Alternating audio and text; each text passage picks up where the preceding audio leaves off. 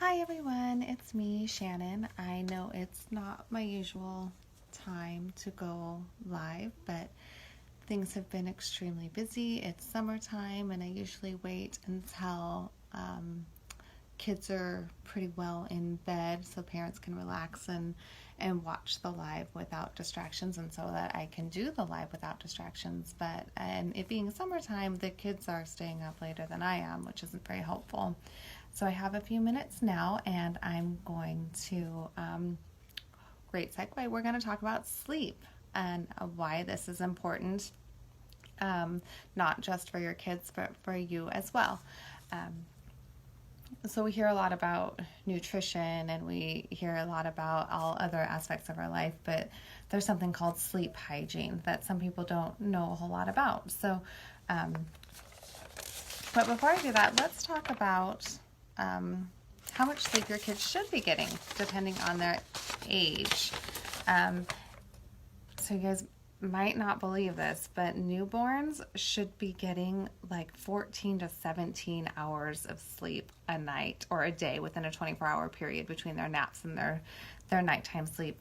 The majority of it should be their nighttime sleep. So 14 to 17 hours in a 24-hour period.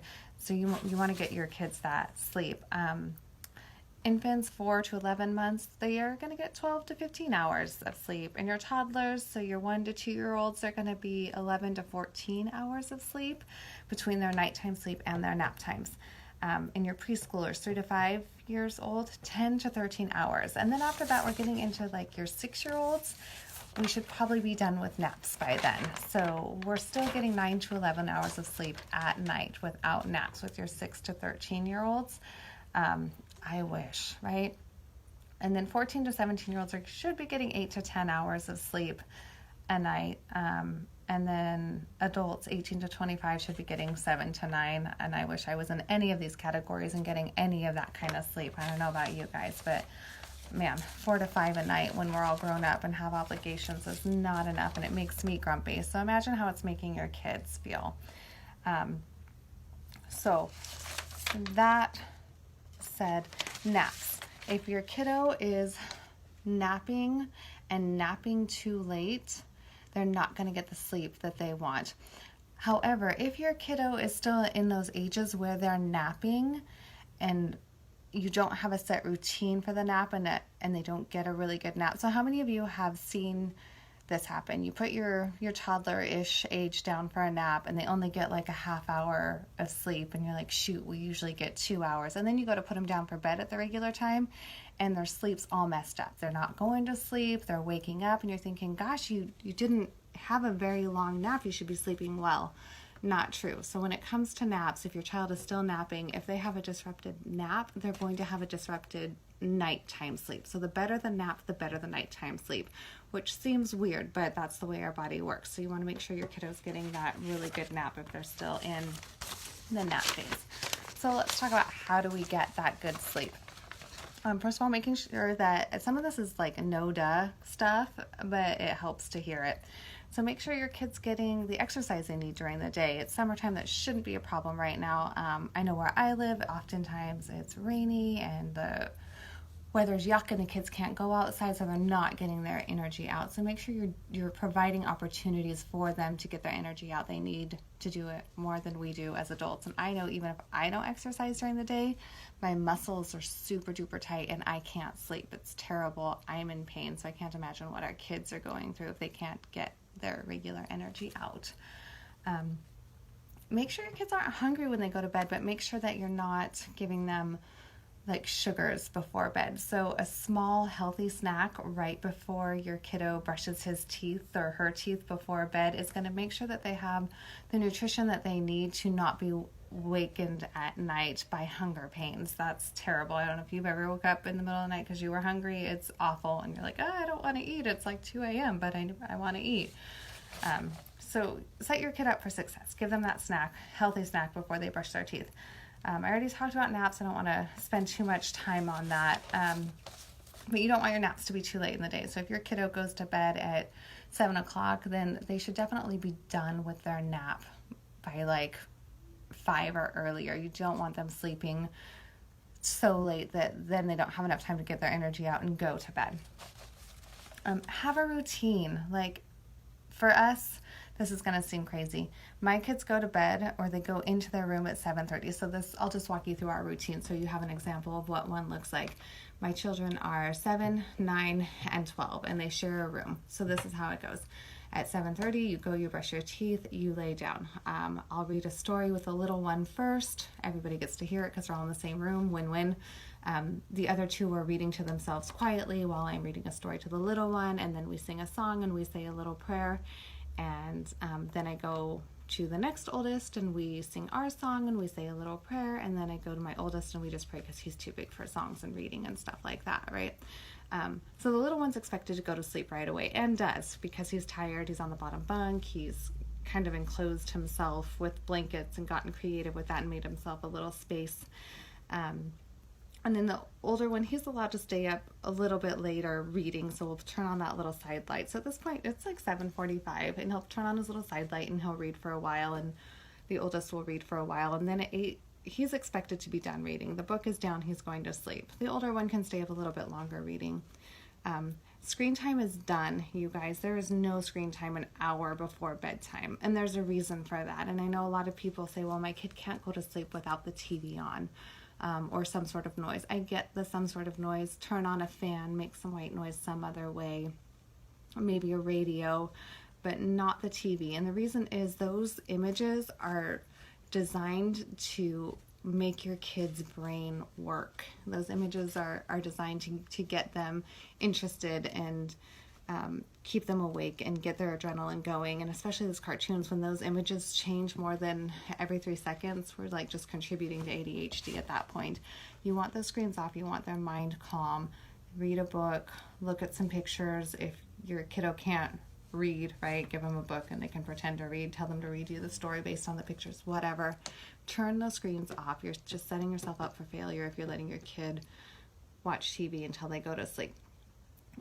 Because their mind isn't off. Back to the routine though. So my kids go into their rooms at 7:30 during the week when they're school. Now on the weekends and during summer, you really shouldn't even vary that too much more than an hour. So by rights, my kiddos should be in their rooms by 8:30, lights out by 10. I'm not going to lie to you and say I actually do that. I'm just saying it's what's highly recommended, and it's because our bodies naturally get on these cycles and our bodies expect this. So if you're only varying by an hour, again, you're setting yourself up for success.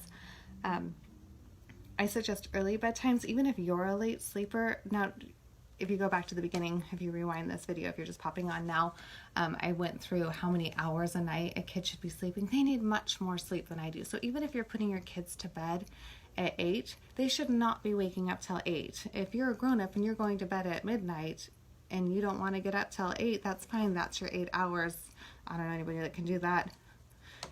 Yay for you if you can, but that works out for some people. So putting your kids to bed at that decent hour is giving them the opportunity to have that, 10 to 12 hours that they need based on their age.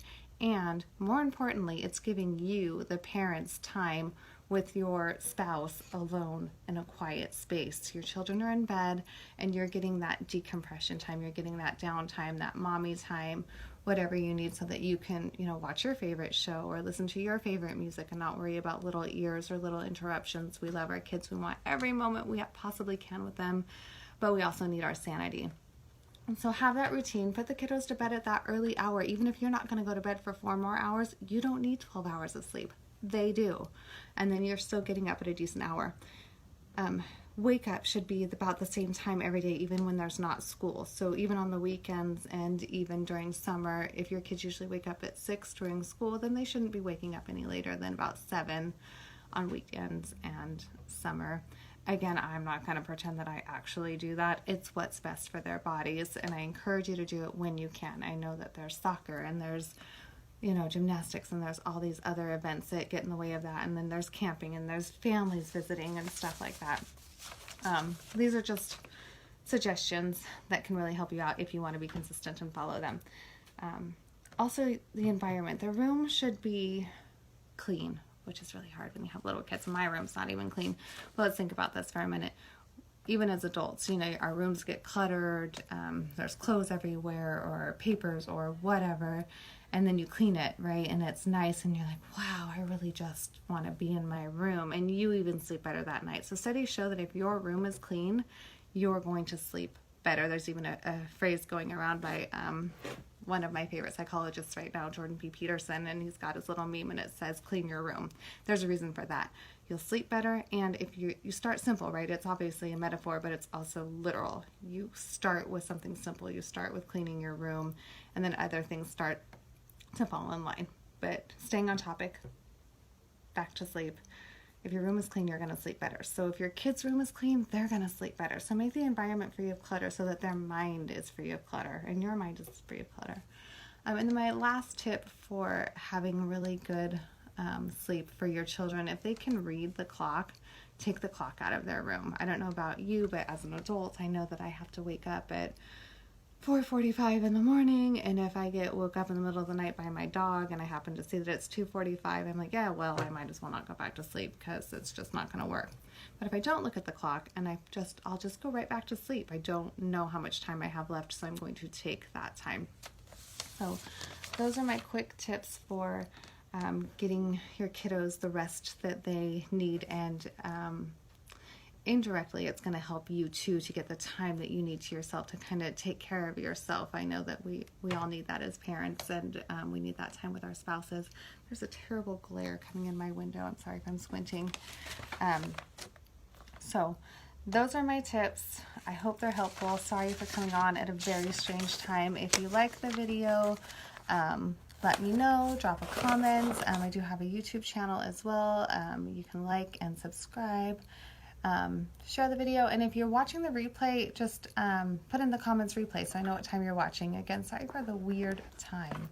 Have a happy Tuesday, and good luck getting those kiddos to sleep. Drop any questions in the comments or inbox me.